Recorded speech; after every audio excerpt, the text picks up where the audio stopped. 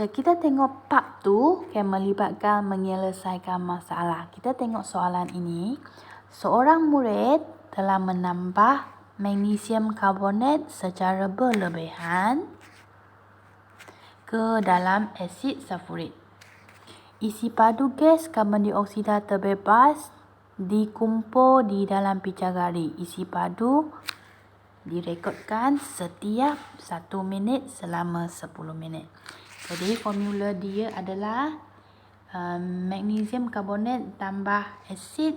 Dia akan menghasilkan 3 bahan garam, magnesium klorida. Kalau karbonat dengan asid, dia akan menghasilkan gas karbon dioksida dan juga air. So, apa yang dikumpulkan di sini adalah gas karbon dioksida. A. Berdasarkan jadual, plot graf isi padu gas melawan masa. So ini graf dia, isi padu melawan masa. Bila kita lukis graf, pastikan dia sekurang-kurangnya separuh daripada A4 paper kita. Saiz A4 paper kita pada kertas graf. Yang B, hitungkan kadar tindak balas purata pada minit ke-5. Keyword dia dalam. Kalau dalam, purata. Jadi minit ke-5, mesti daripada minit ke-4 hingga minit ke-5. Jadi kita kena guna formula perubahan isi padu gas dari 58 ke 63 bahagi perubahan masa dari minit ke-4 hingga minit ke-5.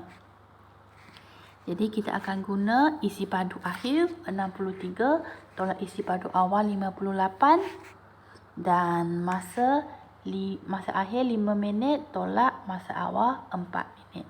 Jadi kita dapatlah jawapan 5 cm3 per minit. Soalan kedua, cari kadar tindak balas purata bagi keseluruhan. Kita tengok data dia.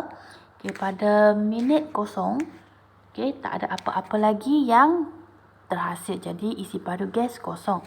Tapi semakin lama isi padu gas semakin bertambah. Sampai minit ke-7, sudah dapat 70 cm3. Kemudian 8, 9, 10 dia sudah kekal. Apakah maksud dia? Maksud dia semua bahan telah habis tindak balas.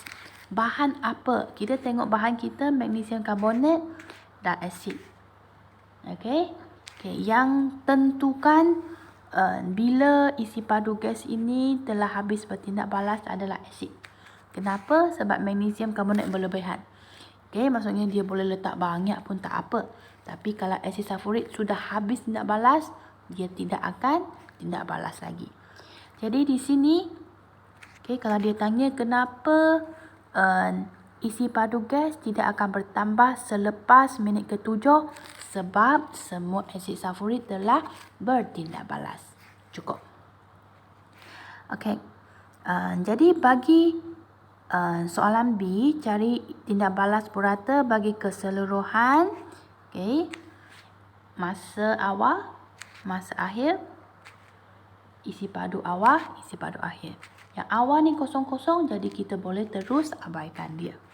Jadi kita boleh terus ambil 70 cm3 per masa, dapatlah isi padu, kadar tindak balas keseluruhan. Yang last, daripada graf yang diplotkan, cari kadar tindak balas pada. Pada maksudnya kita kena lukis tangent lah pada minit kedua. Jadi ini cara dia.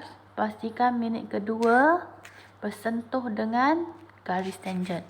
Kita panjangkan, semakin besar semakin tepat. Dan ingat, ruangan yang tak bersentuh graf ini kiri kanan kena lebih kurang sama macam dia. Cantik kan? Kemudian kita bentuklah satu segitiga dan kita akan dapat 2 titik ini. Ini adalah 64. Ini ialah 0.2 dengan 20. Jadi perubahan isi padu 20 kepada 64, perubahan masa 0.2 kepada 4. Okey, jadi kejerunan dia isi padu akhir 64 tolak isi padu awal 20. Masa akhir 4 minit tolak masa awal 0.2 minit. Jadi kita dapatlah jawapan 11.58 cm3 per minit. Okey. Okey.